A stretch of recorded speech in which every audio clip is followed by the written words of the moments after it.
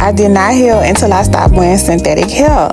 Period. Part 2, let's get into it. So after the smear campaign, it's like I was just trying to figure it out. You can look at me now. Like, look at the synthetic wig. The wig is a mess. I'm tired. I'm just trying to figure it out. And during this particular time, I did not know what I was dealing with from a spiritual aspect. I just thought this dude was driving me crazy.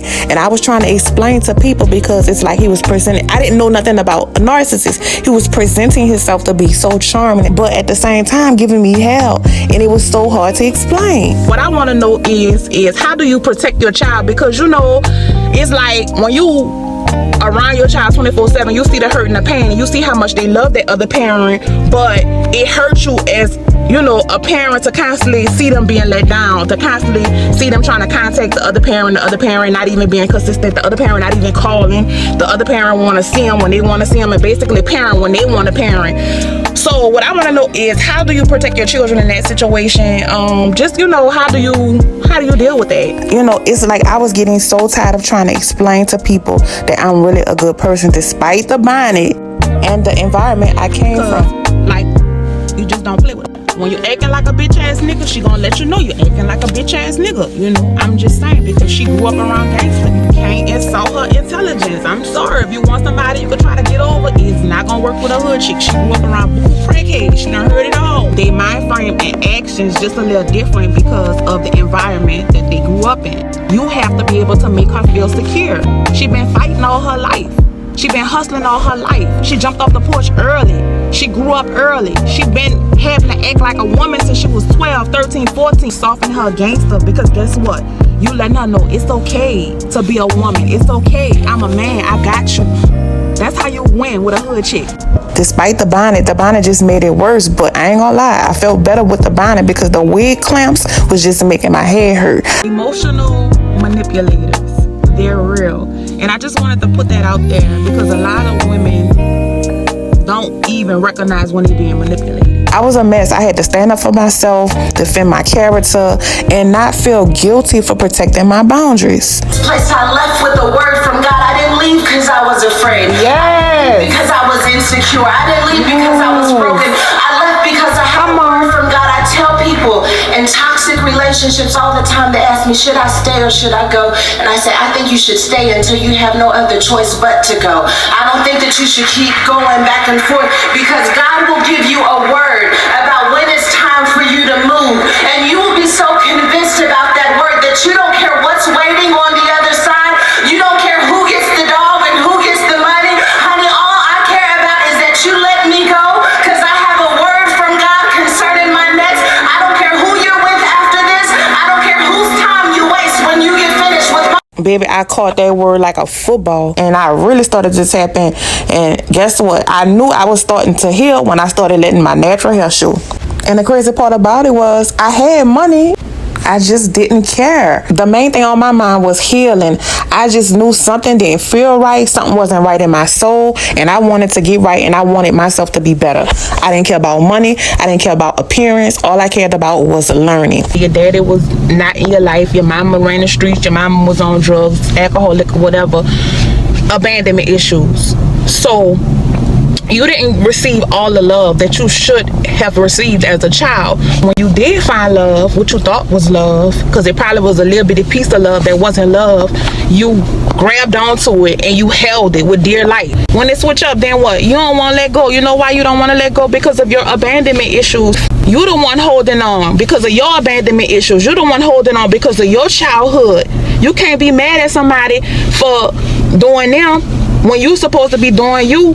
If you feel like you're not being treated right, you supposed to leave. You holding on because of your issues from your past. You can't let go. So you accepting that shit. At this point, I'm tapped in. I'm studying. I'm learning about people. I'm learning about personalities. I'm learning about character traits. I'm learning about mental disorders. I'm tapped in all the way in. I wasn't wearing no wigs, just my natural hair. I'm washing my hair. I'm braiding it down. I'm using a braid spray. I'm natural. Nothing else matters. Did I miss having a man? Yes, I missed having a man, but I was more focused on me.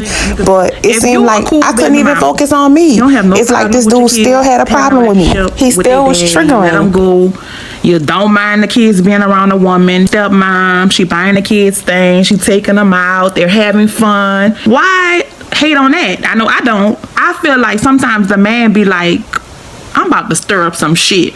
Because this shit just, nah, this bitch moving on. She too calm. She too happy. She not bothering me. I'm not gonna let her talk to the kids. This shit ending too smooth. My back really gotta be up against the wall for me to call a person and tell them my problems and ask them to borrow money. That's just me. I don't know. Side stories to me, that's embarrassment. Some people could call you and tell you a fucking story and cry and beg and say their lights about to get cut off, they about to get put out, and all this extra shit. I can't do that. I hustle hard. I go to the pawn shop. Your baby daddy, your ex-husband, if they want to make it like you ain't shit, don't let it get to you. Don't let it make you mad. They only doing that because they know you the shit. So what you gotta do is you gotta play along. Okay, since they want to make it like you ain't shit, start calling them with your problems. You know you the type of person who handle your business, but since they want to tell everybody you ain't shit, I determined that I'm gonna do reverse psychiatry.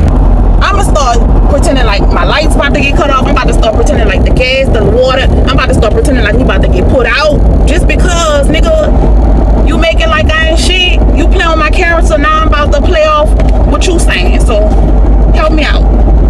I noticed that I just kept getting triggered, that this dude was triggering me, and he was purposely triggering me with lies. He was purposely triggering me with triangulation. He was purposely triggering me. So I was putting in the work on myself. I'm studying behind the scene. I'm learning behind the scene. I'm learning about everything. But at the same time, everything just still getting on my nerves because I was allowing him to trigger me. Any and everybody could get it. I was projecting my negativity on everybody else. I was handling situations based on how I was feeling within. So you gotta look at your customers different from your family and your friends. This bald head bitch in Lawrenceville City Trends gonna say, if he dirty that pillow up, you gonna buy it?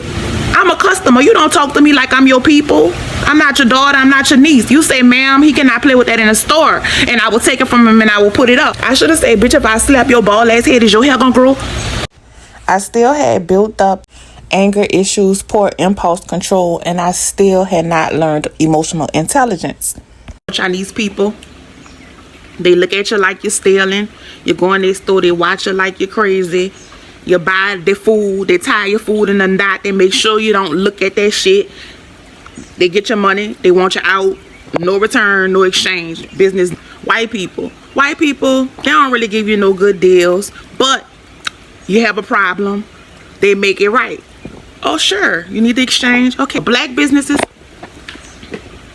I ain't gonna talk about all this overpriced ass shit that I don't know who the fuck gonna keep buying. Not me, shot me the price. I'm like, okay, send pictures when it's done. This how we always do business. Now all of a sudden this nigga gonna say, okay, send me half the money. I got half the money, but I ain't want to send half the money because of the simple fact, like, oh, that's how we do business now. I don't care. You just paid your rent and your probation and all this extra shit. So you mean to tell me you don't have $5 to invest in your business to get gas to make $75? Everybody was getting on my nerves, and believe it or not, I was starting to get attention, and I did not want to be that person that get attention of drama and negativity. I don't know, it just didn't feel right in my soul.